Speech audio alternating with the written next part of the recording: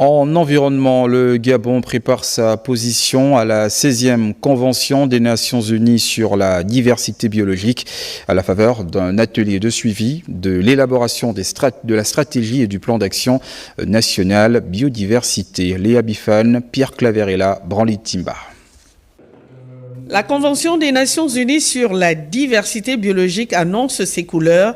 Chaque acteur se mobilise pour faire face à la crise de la biodiversité. Le Gabon, leader dans la conservation de la nature, bénéficie du soutien des partenaires au développement pour cette lutte. Les Nations Unies resteront mobilisées aux côtés du Gabon pour veiller à ce que ces efforts aboutissent à des résultats concrets et durables et pour continuer à accompagner les initiatives nationales, régionales et internationales.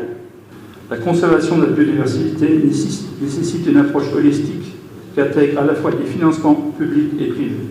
Il est essentiel que les acteurs de ces deux secteurs collaborent pour relever les défis actuels et futurs de préservation de la diversité biologique. Avec une biodiversité exceptionnelle, notre pays peaufine sa stratégie avec à la clé un plan d'action national sur la biodiversité. L'élaboration de la stratégie et du plan d'action national biodiversité, ainsi que la participation du Gabon à la COP16, sont une double opportunité.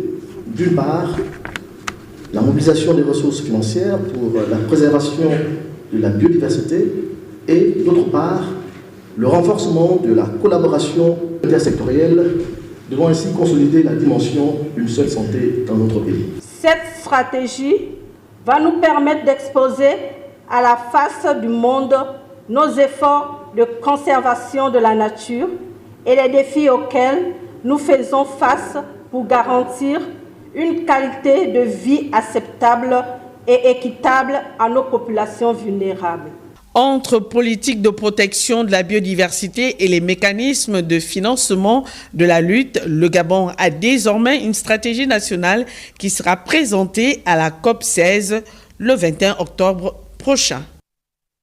Que le Gabon s'engage à assurer à l'horizon 2025 la conservation de la biodiversité et garantir un partage satisfaisant des avantages socio-économiques et écologiques issus des ressources biologiques. Et puis, l'actualité de ce vendredi, c'est également ce déploiement sur le terrain des agents sensibilisateurs du ministère de l'Intérieur sur le référendum à venir. Justement, que retenir des questions référendaires? Cabrel Guillain-Lemami et Rodolphe ELMV nous édifient. Le 4 octobre dernier, le ministre de l'Intérieur mettait sur pied la Commission nationale de campagne de sensibilisation populaire pour le référendum constitutionnel de 2024. Son rôle et ses missions sont de sensibiliser et éduquer la population sur l'importance du scrutin référendaire. C'est avec gravité et responsabilité que nous accueillons ces nouvelles missions dont la mise en œuvre s'effectuera nécessairement dans le cadre du programme de restauration des institutions que s'est assigné le CTRI le 30 août dernier. Avec comme slogan « Je suis concerné, je vote », les agents du ministère de l'Intérieur investissent depuis peu certains artères du Grand Libreville pour familiariser les Gabonais sur le scrutin à venir. Ils nous envoient sur le terrain, non pas déjà pour vous expliquer la Constitution, mais d'abord pour vous dire qu'il y aura un référendum qui va avoir lieu bientôt. Et ce référendum, ce sont les citoyens qui doivent adopter la Constitution ou refuser la Constitution. Cependant, que retenir des questions référendaires et quel rôle doivent jouer les Gabonais lors du référendum? Cet événement hautement important pour notre pays peut être considéré comme un dévoiement de la démocratie, un outil imparable de la décision de la population. Il s'agit, dans les jours à venir, pour les Gabonais de voter par un oui ou par un non en vue de l'adoption de la future Constitution.